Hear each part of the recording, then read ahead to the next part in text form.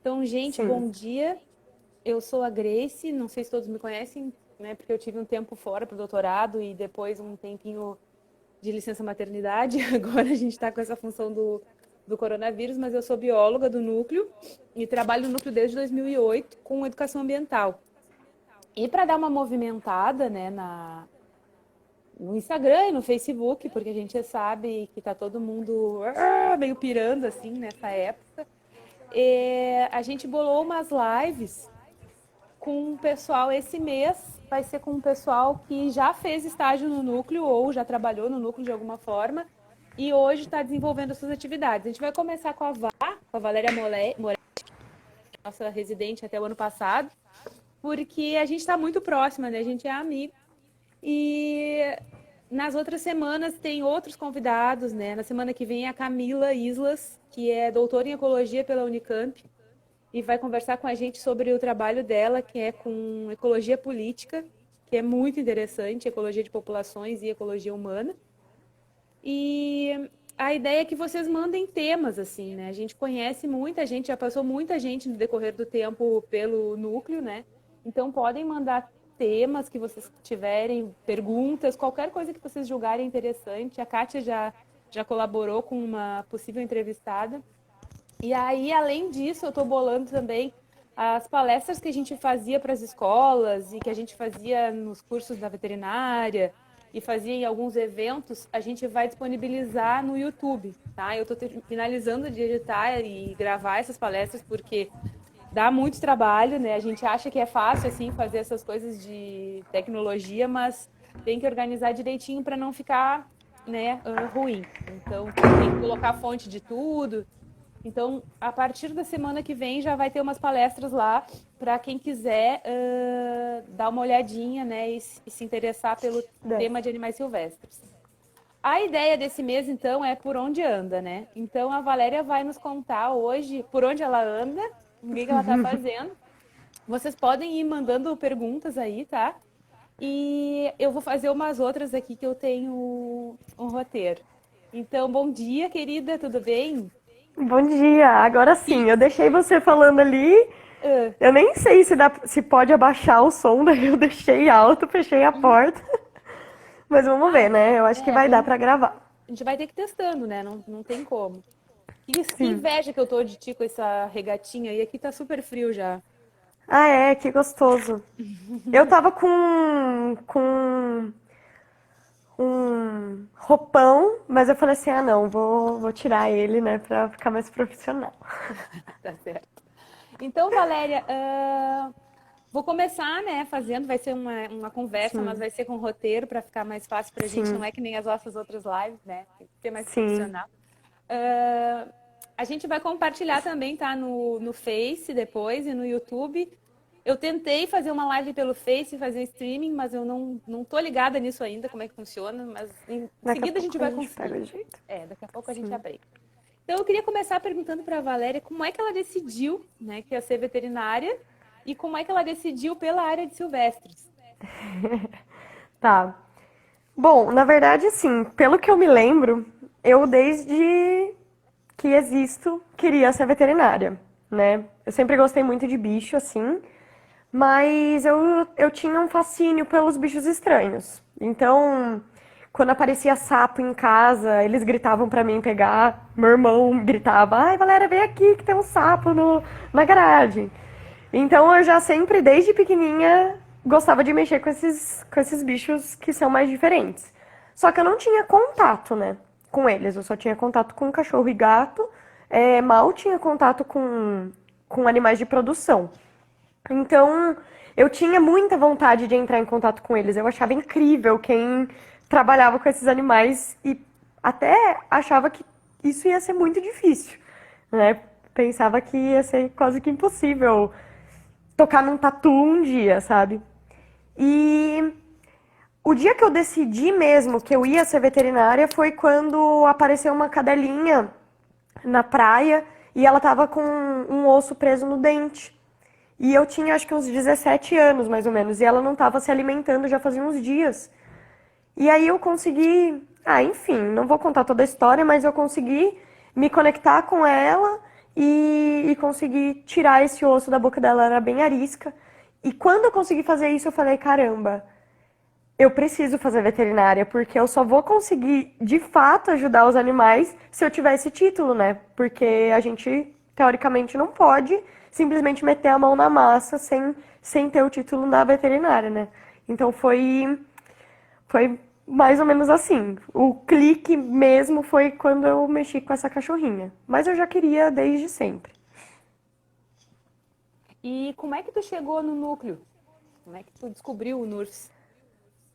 Cara, foi muito louco, porque assim, eu só larguei pro universo, né, que eu queria ser veterinária e tal, e passei na UFPEL, né? Eu tava tentando, na verdade, outras faculdades daqui de São Paulo mesmo, não passei em nenhuma daqui. E aí, com o Enem, eu acabei passando na UFPEL, e eu falei, putz, e agora, né? Daí eu comecei a fuçar e uma menina me mandou um e-mail falando que existia o núcleo, que é o NURFS, né, de reabilitação de fauna silvestre. E ela me falou, só que é muito difícil de entrar lá. Provavelmente você não vai conseguir no começo. Só que daí eu, tipo, já fui pra Pelotas sabendo que existia o NURFS. Então, na primeira semana de aula, já fui atrás da Ana. Inclusive, conheci você, né, na primeira semana de aula também, porque a gente fez juntas, né? E você também comentou comigo do núcleo e tal. E aí eu fui lá. Daí eu consegui, na verdade, Que ano foi isso, Alex? foi em 2012. E a Ana, ela estava contratando, a Ana era veterinária, né, responsável da época, e ela estava contratando estagiário, eram só dois, tinha só duas vagas. Ela fez uma entrevista com a gente, eu acho que ela gostou de mim. E aí entrei. Foi assim que eu conheci o núcleo. E daí tu fez o teu estágio e depois tu foi para residência, foi isso? Foi depois que tu te formou, tu já foi em seguida para residência de animais silvestres? E isso foi direto. Quando eu entrei, não existia residência de silvestres, né? Tá. Existia residência só lá com os pequenos, com grandes, né? No hospital de pequenos. E eu lembro que eu ficava pensando muito, nossa, eu vou querer fazer uma residência de silvestres também.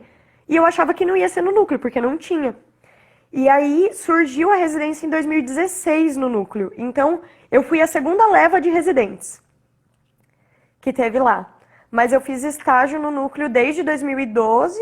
Em 2013 eu parei, eu fiquei indo só, não oficialmente, né, no caso, fiquei na monitoria. E depois eu voltei e fiquei até o final. Iva, uma coisa interessante que eu acho que ontem até surgiu, lembra que eu te mandei um comentário falando que ela era especialista em animais silvestres, não sei se a colega que teve a dúvida está aí. E aí a gente ficou debatendo um pouco, né, sobre essa questão de o que seria ser especialista na área. Então, só para esclarecer para o pessoal, explica aí por que que quem termina residência em animais silvestres, assim como quem faz uma especialização ou quem faz um MBA, também é considerado especialista. E qual é a diferença entre especialidade, né? Que o pessoal às vezes confunde. Tu pode nos Sim, esclarecer isso? sim. Então, assim, na verdade, a especialidade que vai te dar o título de especialista é uma prova feita. Então, existe uma, sei lá, um órgão específico que vai oferecer Colégio, né? essa prova que você vai ter o título de especialista. Só que não são todas as áreas da veterinária que têm esse título de especialista, né? Que você consegue fazer essa prova de especialidade. Inclusive, a clínica e manejo de animais silvestres não existe essa prova para essa área. Como também não tem para grandes, por exemplo, né? Clínica de grandes. Mas existe para radiologia, existe até para homeopatia, por exemplo, né? Que é até uma ciência não considerada, Convencional. mas existe essa especialidade para veterinária. Uhum. No caso, eu fiz a especialização pela residência, né? Então, é um pouco diferente, porque daí a gente tem horas práticas, não é uma prova, né? Você faz, é, você atua e no final você ganha o título da especialização.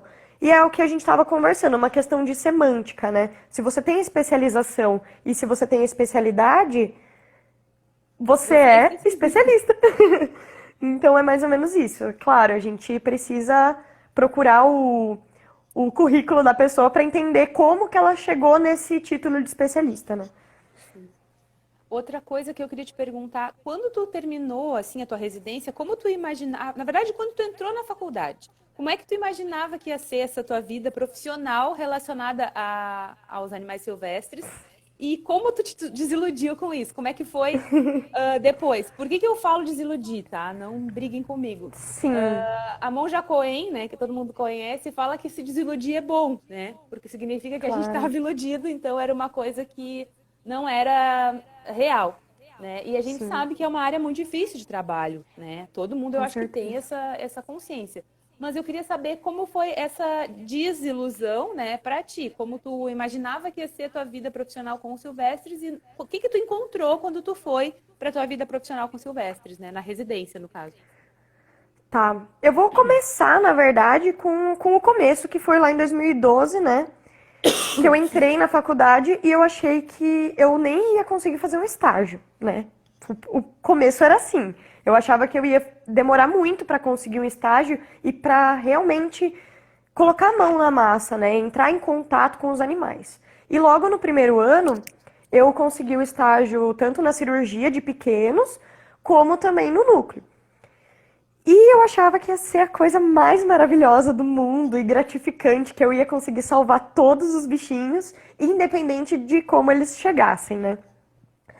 Mas a realidade não é bem essa. E o primeiro caso que eu acho que foi muito forte pra mim foi o do Pedrito, né? Que era um veadinho que chegou pra gente e ele era um filhotão, né? Bem Bambi, e ele tinha uma lesão de coluna e a gente tentou ao máximo cuidar dele e fazer ele sobreviver, porque realmente a gente tá aí pra isso, né?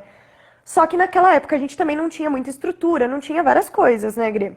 Uhum. E ele acabou vindo a óbito, e isso pra mim foi um pouco frustrante, porque eu pensei, caramba, né? A gente passou tanto tempo cuidando dele, fez cirurgia, fez cadeirinha, fez um monte de coisa, As e ele séries, né, acabou. também acompanhou na época, as séries ajudava bastante na função do Pedrito, a Angelita também ali do Ah, laboratório de é? Ah, que biologia, lembra? legal.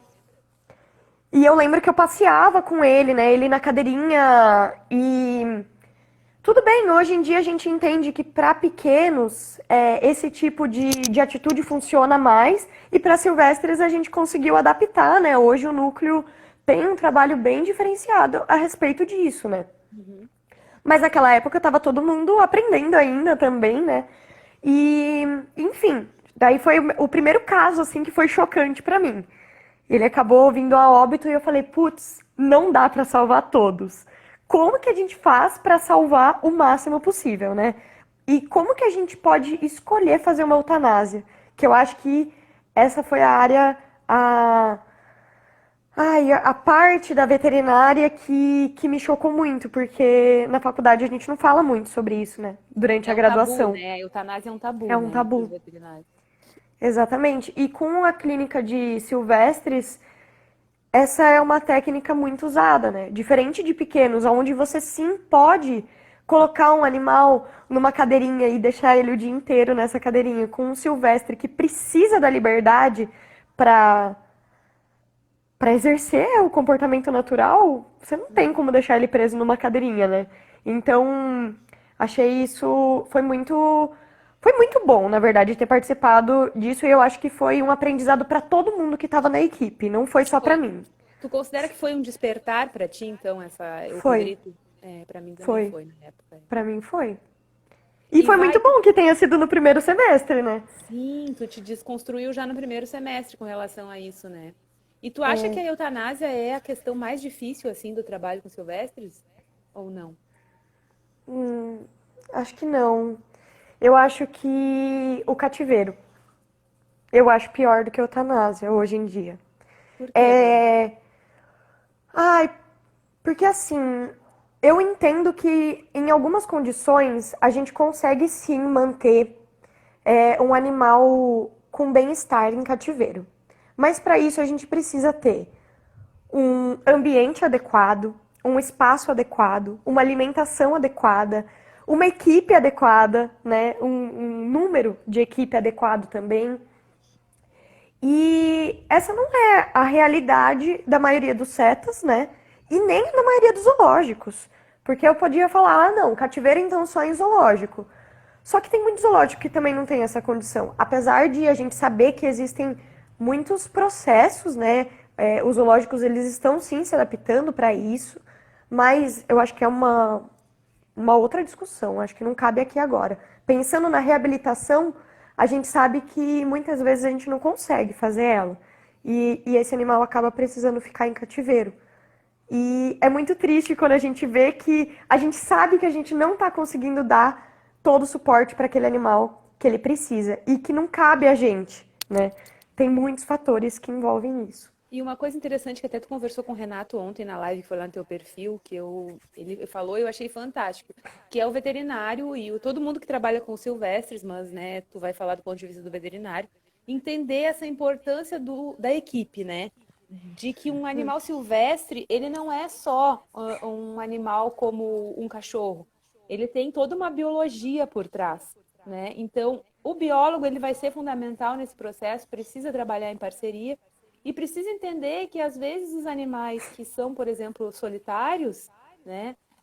Que eles não vão ficar mal por estar sozinhos, né? Ou que um animal que é um rapinante, por exemplo, que precisa estar caçando para desenvolver o seu comportamento natural, ele não vai ser feliz se ele não tiver uma asa, né? Então, ou não, porque ele não vai, não existe esse conceito de felicidade, ele é nosso, né? A É, gente humaniza os animais nesse exatamente. aspecto. Ele não vai conseguir, do ponto de vista biológico, expressar o comportamento natural dele, né? Então, o que que tu acha a respeito Sim. disso, Vá? Isso é uma das coisas que eu me questiono muito também, né? Porque eu entendo a importância deles, na educação ambiental, mas eu também consigo entender que ele precisa, sim, expressar o comportamento natural dele, né? Então, cara, eu acho que a gente começa a desenvolver bastante a empatia, né? Uhum. De se colocar no lugar. Exatamente. Ele não tem a felicidade, mas o que é conforto, né? O que é ser Bem-estar. pleno, né? Bem-estar. E isso também tem a ver com a gente, quando a gente começa a pensar, né? O que é bem-estar pra mim? A gente consegue se adaptar melhor porque a gente tem, né, uma certa consciência, mas eu vejo que os animais eles se adaptam também muito bem às situações. Só que a gente precisa oferecer o mínimo. Então tá, se você tem uma coruja que não vai voar, quais são as outras coisas, né? Quais são os outros comportamentos naturais que essa espécie tem que você pode oferecer para ela? Então tá, ela não voa, mas ela caça, ela empolera, né? Ela precisa se esconder de certa forma. Então, como que você consegue oferecer um ambiente propício para uma coruja que não voa, mas que que tem outros comportamentos que ela pode expressar, né? E aí a gente consegue adaptar o enriquecimento ambiental para essas espécies. Eu acho que a gente sempre tem que ver aí. Porque senão a gente vai fazer eutanásia em todos os animais que chegam. Não é assim. A gente tem que conseguir, E né, nem vai achar um manter equilíbrio todos, para né? isso. E nem vai manter todos também. Não tem condição de manter todos. A gente não tem verba, não tem pessoal, não tem capacidade, não tem recinto. E se tu É pensar muito. nas ações de enriquecimento ambiental que estava se realizando agora por último, assim, ali no núcleo, né? É uma coisa que demanda muita energia, né, do Sim. profissional. Então, tu tem que ter um profissional focado no enriquecimento ambiental, né? E, É. claro, além dos gastos e tudo isso. E o Elisandro comentou agora aí dos dilemas de se trabalhar com Beleza. a fauna, exatamente, né? Trabalhar com a fauna silvestre é viver dilemas diários, assim, né? De o que que eu faço do ponto de vista do animal, me coloco no lugar dele, até que ponto a gente consegue se colocar no lugar de um animal, né? Então, não é uma tarefa muito simples, assim, né, Valéria? E o que que tu diria que é o mais gratificante, assim, de trabalhar com a fauna silvestre? Cara, eu gosto muito de ver o desenvolvimento deles, né? Quando eles começam a expressar o comportamento natural e eu gosto muito quando eles começam a nos afastar, assim, sabe? Porque, claro, né, vendo o desenvolvimento de filhotes, principalmente, você tem aquele contato muito intensivo no começo, porque ele depende de você, ele é órfão e ele dependeria da mãe. Então você precisa fazer o papel de mãe. Mas aí você precisa se afastar e falar, putz, preciso fazer o papel de mãe coruja, o papel de mãe, zurrilho, o papel de mãe, gambá. Gambá, E você é um humano. Daí, beleza, a gente começa a ter esses desafios. Mas aí a gente começa a ver que funcionou. Ele consegue ser aquela espécie e ele não se apegou a você. E aí a soltura, né? Porque eu acho que o momento da soltura pra gente realmente é muito gratificante. Eu sei que no final, principalmente, eu comecei a me questionar muito a respeito das solturas também, porque a gente sabe que a gente precisa pensar no ambiente e não apenas no indivíduo, né? Então, até esse momento de grande satisfação, pra mim, começou a ser um dilema, começou a ser um conflito, de tipo assim, tá, beleza, eu consegui salvar esse animal, mas ele vai realmente se adaptar? Será que ele vai interferir nesse ambiente que agora eu introduzi ele, mas que não era o ambiente natural de onde ele veio? Ou, tipo, aquele animal veio do laranjal, mas eu não posso soltar ele de novo no laranjal, porque o laranjal não está mais adequado para aquela espécie, então eu preciso soltar ele em outro lugar. Então, não sei, assim, o mais gratificante realmente é ver esse desenvolvimento deles e na soltura torcer para que tudo dê certo, né? E que a natureza se encarregue. E tu sabe que uma coisa que eu acho muito importante também nesse processo não tem a ver com o animal, mas tem a ver com o profissional que trabalha com ele. Porque agora a Kátia botou os orrilhinhos mais lindos do mundo correndo pelo mato, a cena mais linda, é verdade, é lindo, né, a gente ver soltar, é uma coisa que é uma delícia, assim. Mas eu acho que um outro ponto que eu destacaria, assim, como importante é a transformação do profissional, sabe?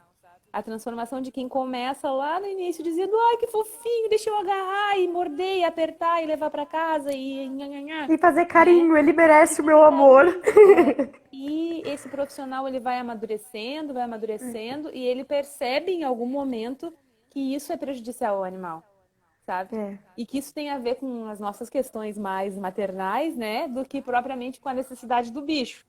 Então, para as sim, mulheres, que nem tu estava falando ontem, é uma coisa também mais, não mais complicada, mas é complicada. Não sei como é, não claro, tenho esse ponto de vista masculino, né? Mas sim, do ponto de vista feminino é muito complicado. Tu olhar um filhote, tu não ter vontade de cuidar, de fazer carinho, né? E eu sim, acho que a transformação do profissional que começa com essa ideia, muitos, né? Muitos alunos começam com essa ideia, e quando eles saem, eles já evoluíram desse pensamento, né? E isso é uma sim. coisa que eu acho muito gratificante também do trabalho com o Silvestre. É, o Alessandro comentou aqui, né, que quanto mais a gente aprende, mais dúvida gera, né? É. O Gene Felícia precisa ser silenciado nesse momento. Eu acho que é aí que entra essa questão de você conseguir avaliar, né? Por exemplo, a gente tem os bugios aí. A gente tem. Eu preciso cortar esse cordão Tá, umbilical do tá Nuno. pertencente ainda. Mas existem os bugios aí que vão ficar provavelmente o resto da vida deles em cativeiro. Então, é possível eu oferecer esse gene felícia, no caso, né, para esses bugios e não oferecer para outros animais? Então, eu acho que é importante a gente conseguir fazer essa diferenciação. E também, né, sempre a gente conseguir lembrar que, tá, eles estão ali no viveiro deles, mas eu vou sair do viveiro e eles precisam ter independência. Eu acho que é a mesma coisa que depois eu comecei a trabalhar a trabalhar e aprender sobre o comportamento canino, que a gente cria muita dependência emocional. E os animais criam essa dependência com a gente também. Quando a gente sai, eles ficam sem saber o que fazer. Então a gente também tem que tomar esse cuidado com os silvestres de não fazer eles serem tão dependentes da gente, né? Que quando a gente não tá perto, eles ficam se sentindo totalmente desolados, né?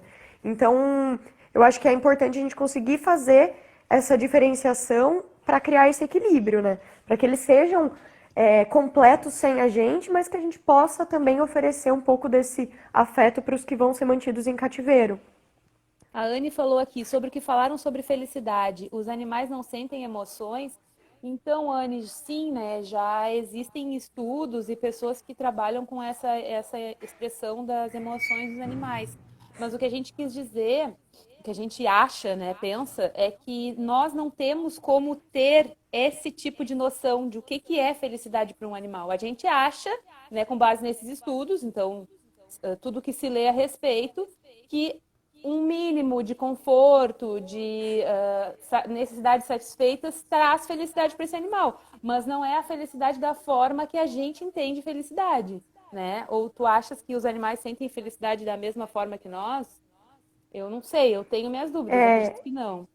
Eu também acho que não. Eu acho que é diferente, mas a gente pode assimilar. Do mesmo jeito que a gente fala, né? Ah, o cachorro tem ciúmes. Não, ciúmes é um sentimento nosso. Ele Isso, pode ter posse de recurso, de né? Ele te território. vê como um recurso, como um território. Então, eu acho que vale mais a pena a gente adaptar o nosso vocabulário para essa realidade, né? Isso. E E fornecer isso, sempre esse olhar biológico, né? Esse sim, olhar do exatamente. comportamento do animal no ambiente. Então, o que seria mais próximo da felicidade? Bueno, se ele tem comida, ele tá feliz. Ok, mas não é felicidade, Não é entende? feliz, sim. Isso daí, cara, foi muito legal, porque eu lembro que quando eu entrei, é, a gente tinha aquelas corn snakes, elas eram bem filhotinhas ainda, mas não tinha recinto para elas, então elas ficavam mantidas em caixas plásticas. E eu lembro de. Eu não tinha muita coisa para fazer, né, naquela época, eu tava aprendendo, então eu alimentava elas com os neonatos. Mas eu ficava muito aflita, porque elas ficavam tão aglomeradas, né, nas caixas plásticas. E eu lembro que quando foi criado o recinto para elas, o terrário, cara, era lindo, porque elas começavam a andar e se esconder na maravilha e não sei o quê. E Elas estavam aí eu felizes. e aí eu comentei isso pro Paulo. Eu falei, ai, Paulo, olha que linda, como elas estão felizes. E aí o Paulo falou, então, mas elas não estão felizes, né? Tipo, Elas estão expressando felicidade é um comportamento. termo. Felicidade é um termo nosso. E aí ele acabou me corrigindo e eu fiquei, caramba, é verdade, realmente, tipo, não tem essa parte do cérebro onde tá falando, ai, felicidade. Não, mas ela tava desenvolvendo um comportamento natural, coisa que dentro de uma caixa com 24 cobras, elas não conseguiam, elas acabavam se escondendo umas com as outras, né? E aí, quando você colocou um terrário grande, onde tinha maravilha, onde tinha folha de bananeira e elas podiam se esconder, podiam escolher um local um pouco mais quente, um local um pouco mais frio. Nossa, foi também uma virada de chave pra mim esse toque que o Paulo me deu, né? De tipo, não, eu acho que não é felicidade o termo correto. Agora elas estão conseguindo, né, expressar o comportamento natural. E eu fiquei, é verdade. É isso mesmo. E Valéria, como é que a gente faz, né? E, claro, eu acho que ontem também vocês falaram sobre burnout, né? Eu também já passei por um período depressivo por trabalhar com animais silvestres.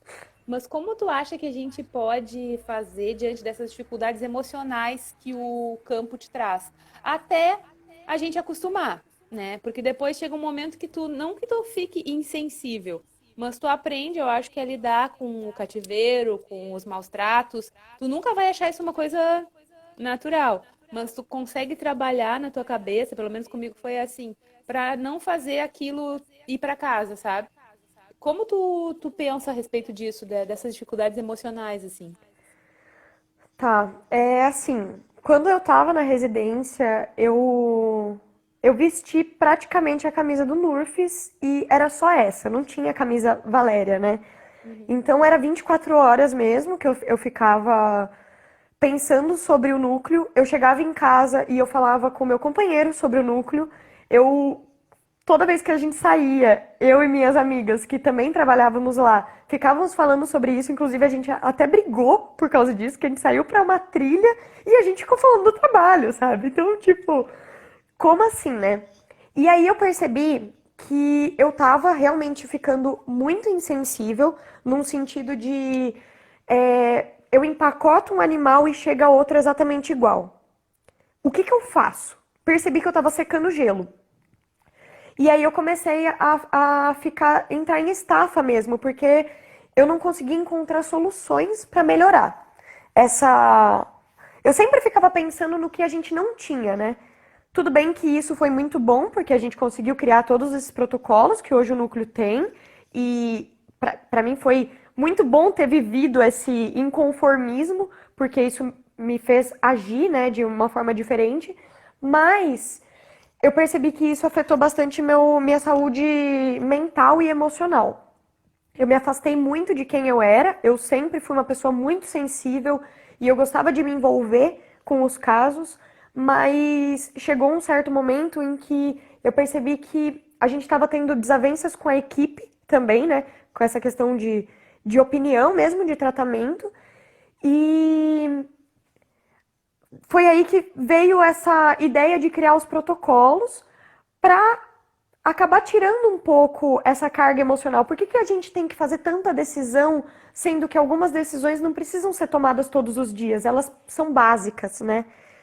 E foi assim que eu consegui encontrar uma solução para não ficar tão sobrecarregada, que eu acho que isso é uma das coisas que o veterinário traz muito.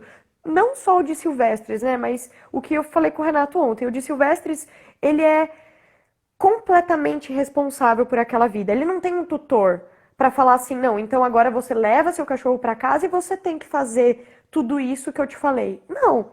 No caso de um cetas, você tem que pensar em tudo e você tem que fazer tudo. Só que não é só um indivíduo, tem todos os indivíduos ali na volta, né? Então, eu acho que um ponto muito importante é a gente conseguir separar o momento do trabalho, né?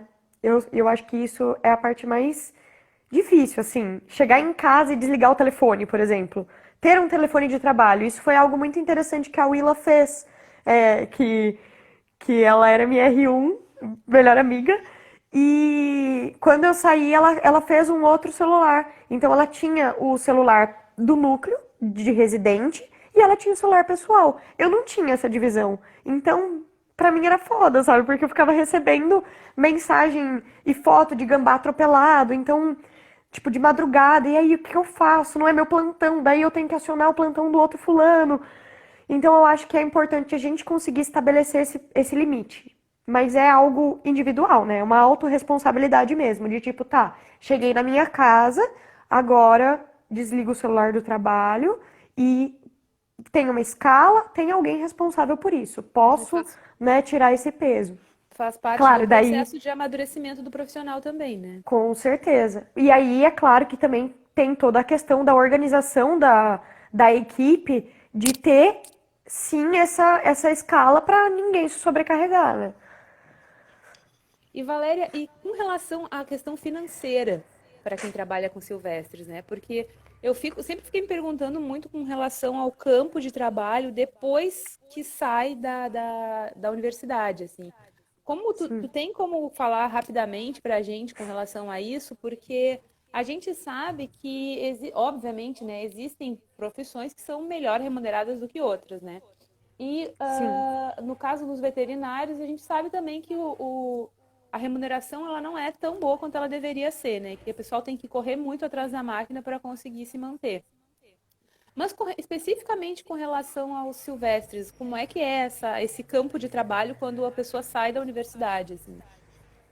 Olha, vou te dar a minha opinião sobre isso, né? É claro que também eu não tenho nem como falar que as crenças não estão envolvidas nisso, porque eu acredito muito nisso, né?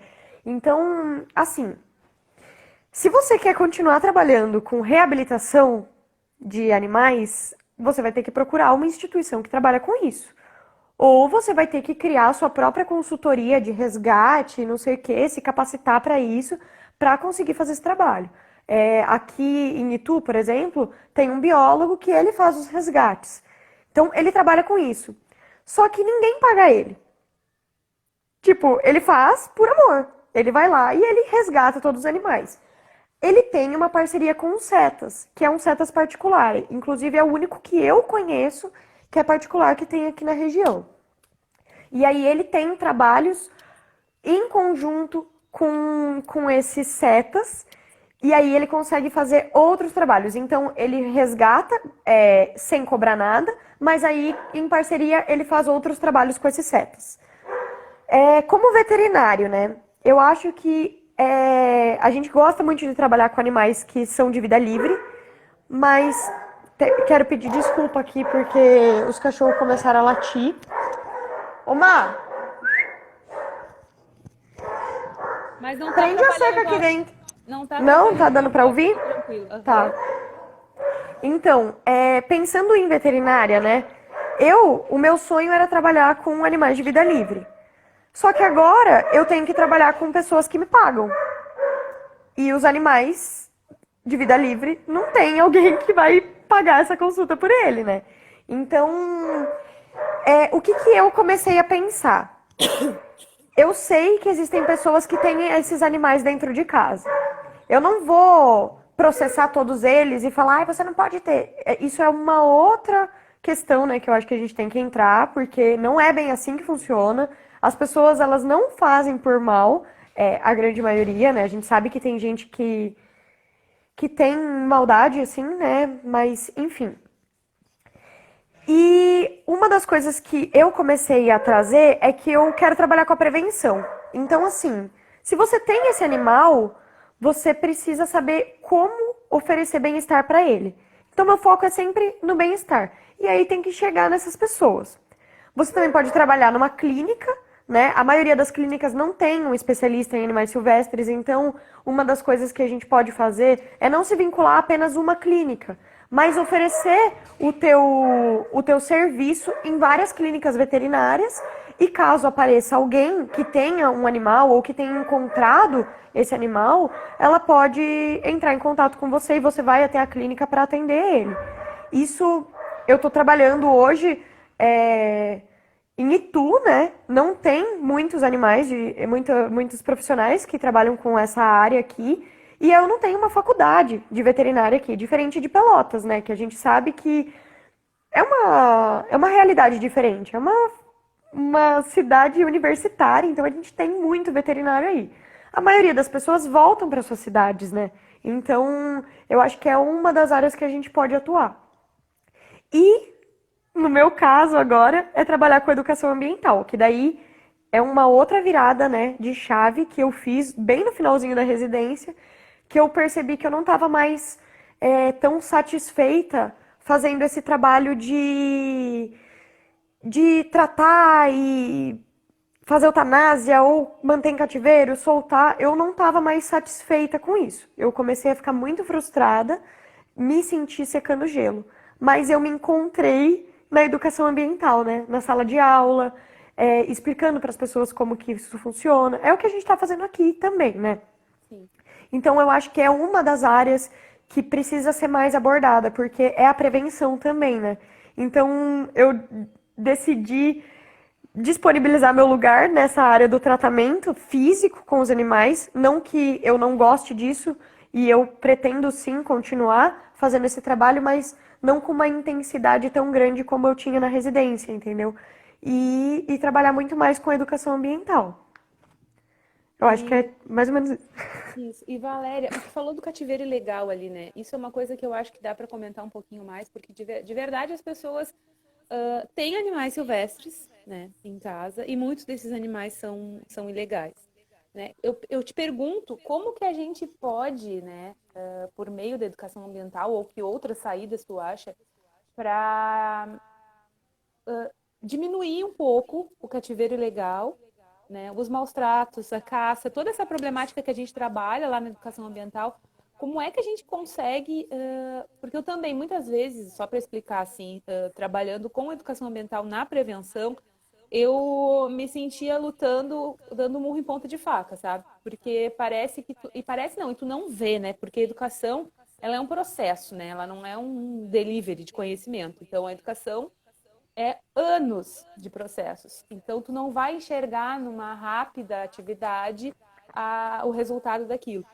Mas eu queria te perguntar se tu acha que existe alguma estratégia assim que a gente possa utilizar para diminuir, né, mais essa problemática do cativeiro, dos maus tratos e da caça, principalmente. Tá. Bom, eu acho que o primeiro ponto é que isso só existe porque os seres humanos existem, né? É um fato. Os animais por si só não vão fazer esse tráfico. Então, por que que ele existe? Daí vem toda uma questão de ego, né? Posse. Eu preciso ter. Eu amo esse animal livre, eu acho ele maravilhoso. Então eu quero ter ele na minha casa como um quadro, né? Como um móvel. para satisfazer a minha vontade. Não quer dizer que eu estou pensando de fato na vontade desse animal, até porque ele não escolheu, né? Ele não veio e falou assim: "Ei, me leva para sua casa, quero viver com você".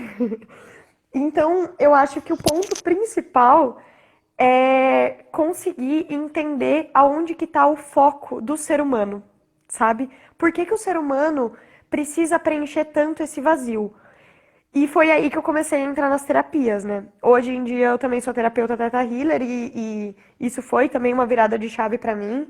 E, inclusive, né, quando eu saí da residência, eu tive as brigas dos cachorros em casa e daí eu comecei a olhar pra mim com muita intensidade, porque eu ficava o dia inteiro no trabalho e eu tinha 5 cachorros dentro da minha casa em cativeiro, sabe? Eu esquecia que eles também eram animais que também precisam exercer o comportamento natural da espécie e que eles também estavam em casa só porque eu queria, né, pra afofar o meu ego, né, de certa forma. Então eu comecei essa busca interna de perceber o que que eu estava fazendo. E aí eu percebi que eu só tinha 5 cachorros dentro de casa porque eu tava com um vazio muito grande dentro de mim. E que veio por situações da vida, de morte, né? Que é natural. Então, e aí, né, sou de Escorpião, adoro falar sobre morte e renascimento. Eu vejo que o ponto principal é conseguir trazer as pessoas para a realidade de que a vida, ela é muito mais do que isso. Ela é uma transformação, ela é um ciclo, né? A morte, ela é fundamental e que a gente precisa naturalizar ela. O fato da gente não naturalizar a morte é que nos traz um vazio muito grande. E aí a gente começa a acumular coisas, pessoas, seres dentro da nossa casa, sabe? Então, eu acho que o ponto-chave é trabalhar o ser humano, sabe? E, enfim, é isso. Eu acho que é mais ou menos isso. E nos conta por que tu resolveu te direcionar para o Theta Healing. E explica rapidamente também, que a gente está com 5 para o meio-dia aqui, mas explica para o pessoal como é que, o que que é o Theta Healing, né? E como que ele pode ser aplicado em animais, que já é uma questão que também muita gente pode achar, pode causar um estranhamento, digamos assim, né? Sim. Ah, a galera E louca. a Desligar galera essa live. transtornada fazendo teta healing nos bichos. Mas isso, eu me lembro de uma conversa que a gente teve com relação a uma arara que estava lá no núcleo, que a Willa tinha um certo contato mais telepático, né, com a arara. Mas enfim, conta pra gente o que que tu pensa a respeito disso e por que que tu acabou entrando nessa área de terapia mais alternativa, né? Tá. E só quero deixar um recado, assim, que é uma opinião minha, certo? Não da instituição, e que eu acho que às vezes a gente precisa ter uma abertura, assim, na mente com relação às terapias alternativas na veterinária, sabe? Eu também E acho. com seres humanos também, porque existem algumas coisas que são comprovadas cientificamente, mas existem outras que não são, né? E que talvez, dependendo do que tu fizer, mal não vão fazer, né? É uma doação de energia. O reiki, por exemplo, o reiki até tem estudo científico, mas é uma doação de energia para o animal, né? Ou para a pessoa, e que causa um Uhum. bem-estar e não tem nenhuma indicação negativa, né? É, Então, por que não assim. fazer, né? Tá, mas Até era porque só você um nem parênteses. toca, né? Nem Você nem toca. toca no animal, você só tá ali e você pode até fazer a distância, né, no caso. Bom, eu acho que o primeiro ponto é que eu sempre acreditei que estava tudo conectado. Eu me lembro de pequena, assim. Ah, tudo bem que eu li vários livros também, bem alternativos, né? Quando eu era mais nova, fazia as bruxarias aí da vida. Então eu sempre tive essa conexão muito forte com a natureza e eu sempre me identifiquei como dentro e não como fora, né? Como eco, né? O ser humano aqui no meio e não o ego, que é o ser humano aqui em cima, né? Onde ele é o topo dessa cadeia. Então, eu sempre me identifiquei, né, dessa forma, sempre entendi que tudo estava conectado e que sim, é possível se conectar com os animais sem ter um contato físico com eles, né, onde você consegue olhar nos olhos de... Eu acho que assim, todo mundo que é veterinário aqui e biólogo, que já teve um contato próximo, ou quem tem o seu cachorrinho dentro de casa, sabe que você consegue fazer essa conexão. Você já teve aquele momento onde você olhou nos olhos desse animal e você conseguiu identificar talvez o que ele estava sentindo, conseguiu identificar alguma expressão que ele tinha. Nossa, esse animal está com dor, esse animal está com frio, eu tenho que fazer tal coisa. Eu acho que é um instinto, né, da veterinária onde a gente começa a desenvolver. Só que também, né, com a frieza a gente se afasta um pouco disso. Então, assim, eu me afastei totalmente durante a residência. A eutanásia, para mim, chegou um momento em que era algo banal, assim, né? De eu não acabar não me afetando mais por isso. Só que, na verdade, eu tava sim me afetando. Só que eu percebi isso só depois. Eu percebi que eu tava me anulando, sabe? Fazendo isso de uma maneira tão mecânica. Como é feito nos frigoríficos, por exemplo, né? O animal, ele entra como uma mercadoria, você mata, você corta, você desmembra e depois ele tá numa embalagem e você simplesmente consome ele no mercado. E no mercado da veterinária, você acaba agindo assim também, né? De certa forma. Principalmente quando chega. Imagina quando chega 150 gaiolas de passarinho. Como que você vai avaliar um por um em meia hora se conectando, né? Com ele? Requer tempo. E eu acho que isso é uma das coisas que a gente precisa também dizer que, o Theta Healing é uma mágica, assim, num segundo você se conectou e você curou. Não é isso, né? Você precisa sim internalizar, você precisa se acalmar, você precisa estar nessa conexão, se encontrar nessa conexão de que tudo é uma coisa só. Você não é mais importante do que uma formiga, ou do que o presidente, ou do que um bugio que tá no recinto, né? Você tem que entender que tá todo mundo aqui junto. E o Theta Healing, ele trabalha nessa vertente, né? Onde você se conecta com essa fonte criadora, né? De tudo que existe no universo. E a partir disso, você entende que os animais, eles não estão aqui para um propósito do ser humano. Eles estão aqui para um propósito do planeta Terra como um organismo vivo, né? E nós também estamos aqui como um propósito do planeta Terra, como uma célula que compõe esse organismo vivo. Então a gente precisa trabalhar em harmonia com todas essas outras células que estão por aqui com a gente, né?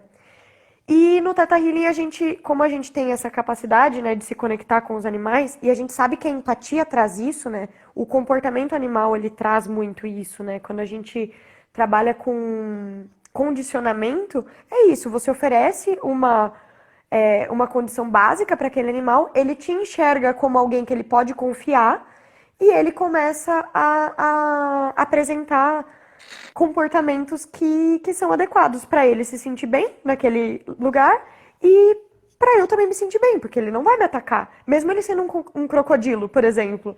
E isso foi muito incrível, né? Quando eu descobri que você pode fazer isso com uma abelha. Imagina, cara. E pra mim, esse é o bem do humano, né? Você não simplesmente pega aquele crocodilo e amarra ele de todos os jeitos. É claro, não é. Se você precisa fazer uma contenção imediata, você vai ter que fazer assim. É na força mesmo, né? Mas se você vai ter aquele animal em cativeiro, você pode condicionar ele aos poucos a te oferecer o que você precisa e você também vai oferecer pra ele. É uma troca, né? O Teta Uhum. Healing ele fala sobre troca, né? Então, e foi mais ou menos assim que eu entrei nisso, sabe, Gre? Eu conheci o Theta Healing depois, foi sem querer, e eu percebi que era o que estava faltando pra mim na veterinária, assim, né? Que eu podia, sim, ter usado outras técnicas de cura com os animais que não necessariamente consistia em pegar, injetar e segurar e forçar, sabe? Então, sei lá, veio um pouco depois, mas na verdade é só o começo, né, da minha carreira daqui pra frente. Mas eu acho que é mais ou menos isso, resumindo. E me diz uma coisa, Vá, já para ir direcionando para o final aqui, que são meio-dia e dois. Eu queria que tu falasse, né, um recado para a Valéria de 2012, né? Que a gente sabe que tem muitas Valérias de 2012 na graduação, entrando hoje, né, começando o seu trabalho, começando sua carreira.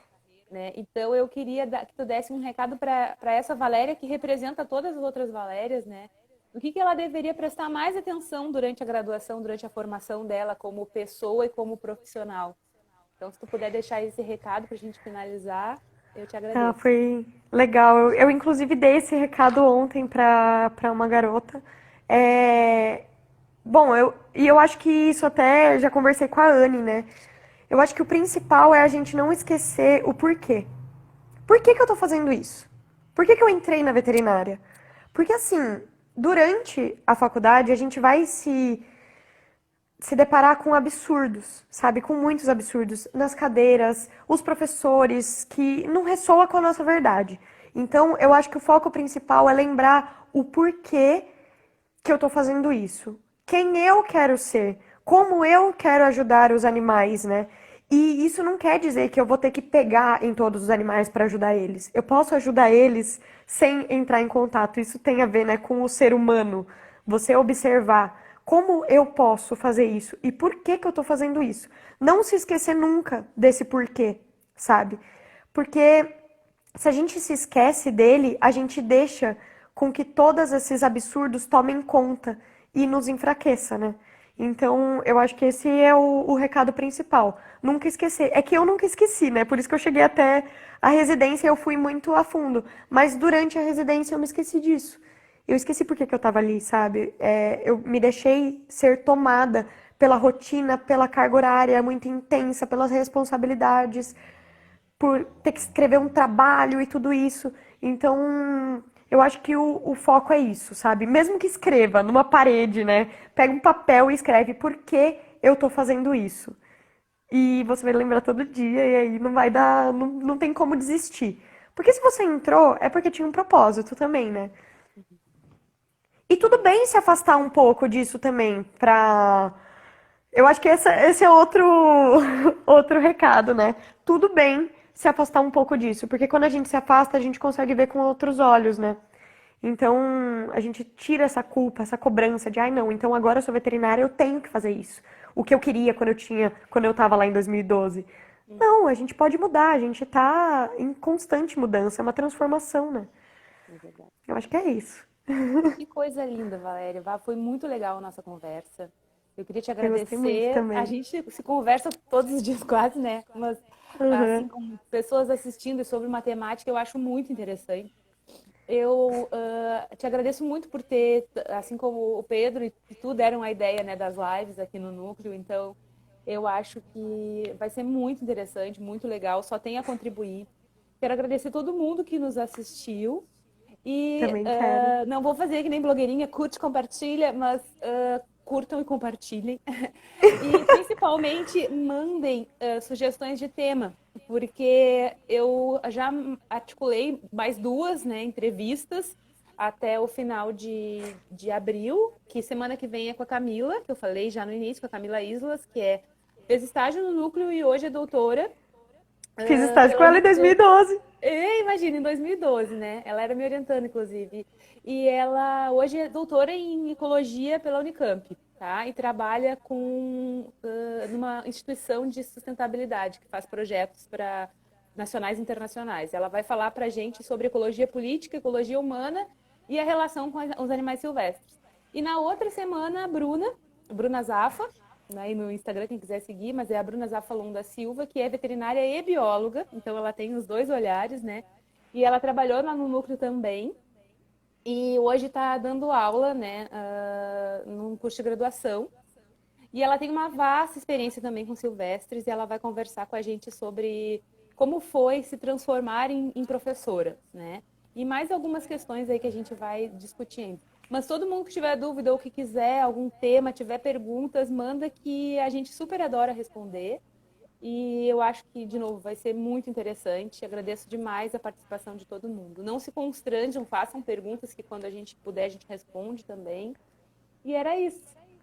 E eu acho que eu só quero finalizar com uma fala que a Vitória ela trouxe ali, né? Que os animais eles conseguem confiar na gente quando a gente não age muito, né? A gente mais observa. Então, eu acho que um dos ensinamentos também é esse: observe mais e haja menos. Eu acho que dessa forma a gente consegue. A gente é muito ansioso, né? Ah, eu preciso ajudar.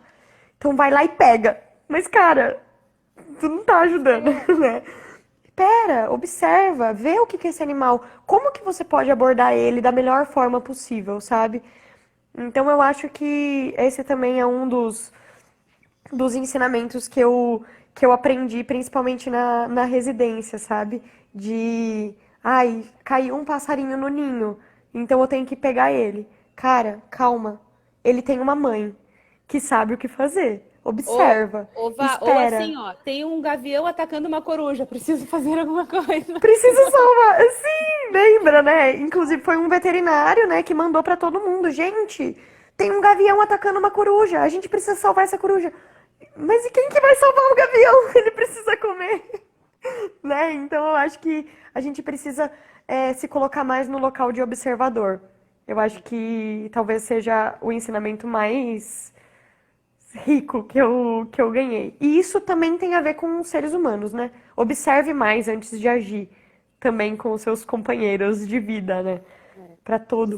Desenvolver empatia e paciência, né? Paciência. É mesmo. Isso aí. E é Mas então isso, tá. então. Tira a Tira a coruja do coruja do buraco. buraco. É. Sim. Tira a coruja Ai, eu buraqueira do gostei buraco, coitado. Os muito. filhotinhos dela estão ali. E a gente tem 3 minutos ainda. 3 minutos. Ah, que bom. Então eu vou. Eu. Fala. Pode falar. Não, eu só vou convidar de novo, porque fica entrando várias pessoas, né? E semana que vem a Camila, na outra semana a Bruna. E em maio, agora eu ia falar, eu tô guardando uma surpresinha internacional pra gente. Então, uma amiga que fez estágio no Lucro há muito tempo atrás e ela vai conversar com a gente direto de Lisboa. Então, vai ser uma experiência muito interessante. É a Sandra, que trabalhou com lontras, né? E lá Que também se demais. interessou pela questão das lontras. Aí fica todo mundo ligado que daqui a pouquinho eu vou divulgar também o calendário de maio. Massa, hein? Eu tô com muita saudade de todo mundo que tá aqui. A A galera Sandra. sabe, né, que a gente adorava trocar essas ideias lá no núcleo. E isso também foi, eu acho que uma das coisas que eu mais aprendi, assim, né? Que eu percebi essa diferença, né? Do qual que era o propósito do núcleo em 2012, que era realmente, nossa, vamos cuidar de todos os animais que chegam aqui. E na residência eu saí com a sensação de vamos cuidar de todos os estagiários que chegam aqui, Uhum. para que eles se tornem cada vez mais profissionais capacitados e empáticos. Enfim, eu percebi que o núcleo ele virou muito mais uma instituição de ensino do que Uhum. apenas uma instituição de de cura animal, né? É uma cura pessoal também. Eu me desenvolvi muito pessoalmente, não só profissionalmente nesse lugar, né? Pra mim foi fantástico, né? Nem tenho o que falar. 7 anos da minha vida e Pois é. daria muito mais. Vai acabar. Gente, a live vai ficar salva. Todas as lives vão ficar salvas 24 horas no Instagram e a gente vai baixar ela, que agora a gente descobriu como que faz isso, e botar no YouTube. Depois eu coloco para todo mundo aí para vocês assistirem quem chegou atrasado, tá? Não tem problema. Amei. Ai, um beijo. Tudo de bom, querido. Tchau, Você também. gente.